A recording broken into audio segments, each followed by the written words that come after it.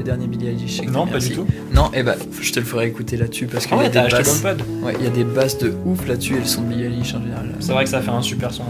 Ça, c'est l'avantage par rapport au Google Home Mini. Le Google Home Mini qui est juste à côté, là, le son est vraiment pas fou. Par contre, en domotique, c'est vachement bien. C'est un appareil qui est tourné pour la domotique et je crois que c'est pas le cas de Siri. Bah, il est censé l'être, mais honnêtement, il est vraiment à la ramasse par rapport à Google, hein, c'est clair. Mais ils ont pas sorti un HomePod Mini d'ailleurs qui est justement un peu plus adapté pour ça. Ils viennent de sortir le HomePod Mini il y a quelques semaines et du coup, pour l'occasion, je me suis acheté l'ancien, tu vois, pour rester bien. Faut péter le truc, quoi. Ouais, exactement.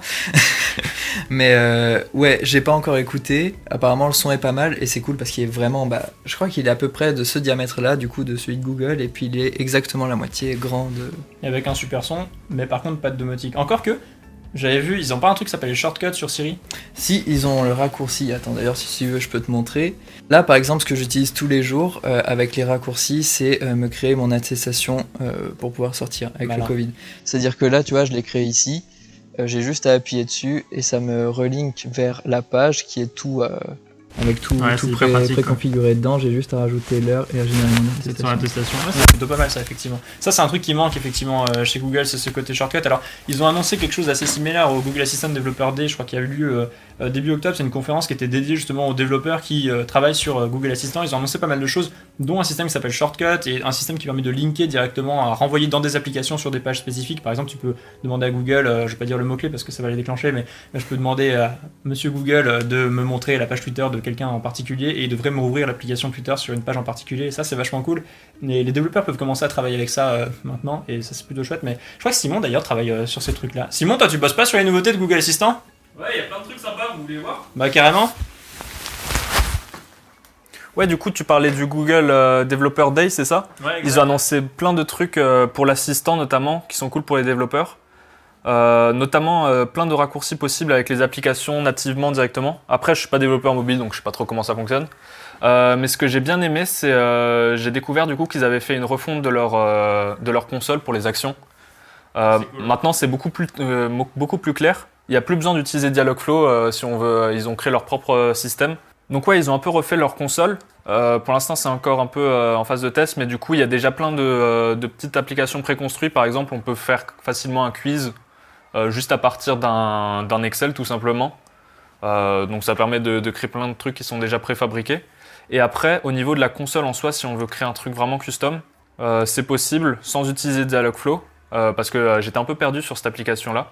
Et ils ont aussi fait un outil pour pouvoir migrer les applications existantes sur Dialogflow directement sur leur nouveau truc en un clic. J'ai testé, c'était magique, j'ai pu refaire tous mes projets. Ouais, t'as pas besoin de tout recommencer de zéro à chaque fois. Ouais, c'est ça. Et c'est beaucoup plus intéressant la nouvelle console.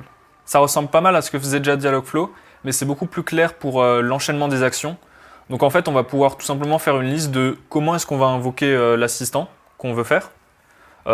Forcément, la base, c'est parler avec Canapé Bleu. Mais on va pouvoir créer des trucs un peu plus custom qui vont amener directement sur certaines conversations du dialogue.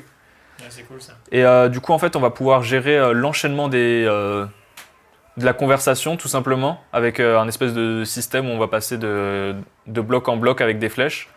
Et où du coup, on va pouvoir lui dire, dès que tu entends une phrase qui ressemble à ça, tu vas pouvoir aller sur cette scène. Quand tu entends cette phrase-là, tu vas pouvoir arrêter la conversation, etc. Ouais, c'est très graphique en fait. Là, de ce que je vois, ça a l'air très simple. N'importe qui peut développer une application pour Google Assistant du coup. C'est ça, ouais. Il suffit juste de créer, par exemple, je vais créer un intent. Donc ça, c'est les phrases que moi, je peux dire à l'assistant. Je lui donne des petites phrases d'exemple, par exemple, pour le au revoir, j'ai dit c'est tout pour moi, à bientôt, je n'ai rien à ajouter. Il va trouver lui-même un peu les phrases qui ressemblent à ça. Et du coup, dans ma scène de début, tout simplement, la première, je lui ai dit, si t'entends le au revoir, alors tu arrêtes la conversation, tout simplement. On peut lui donner plusieurs phrases à répondre dans les transitions. Du coup, là, j'ai donné plusieurs phrases et il va en choisir une au hasard au moment de dire au revoir. C'est plus naturel que C'est gratuit, C'est ça. ça. Ouais.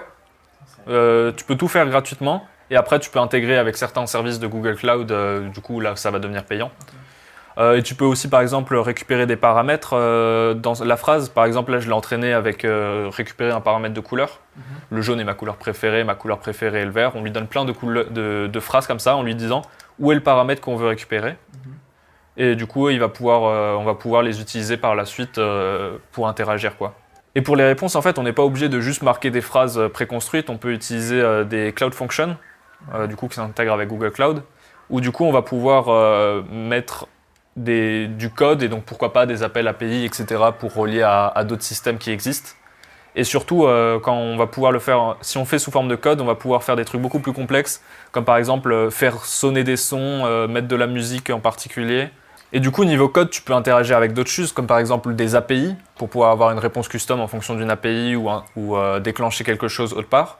Mais tu peux aussi un peu modifier la réponse, tu peux changer la vitesse de discussion, rajouter de la musique, des sons dans la discussion, etc. C'est vraiment cool. Et du coup, pourquoi ils ont fait ça? C'est que grâce à ça, en plus, on peut beaucoup mieux s'intégrer avec les écrans connectés de Google, les Google Nest. Tu vois, je sais pas si tu vois, on n'en a pas ici. Mais du coup, tu vas pouvoir avoir des visuels un peu interactifs. Ouais, c'est cool. Et tu peux vraiment personnaliser ton truc à 100% Ouais. et vraiment ça peut s'intégrer dans ton environnement. Moi, je veux vraiment ça dans la coloc. Je pense que vraiment on devrait intégrer ça. Ouais.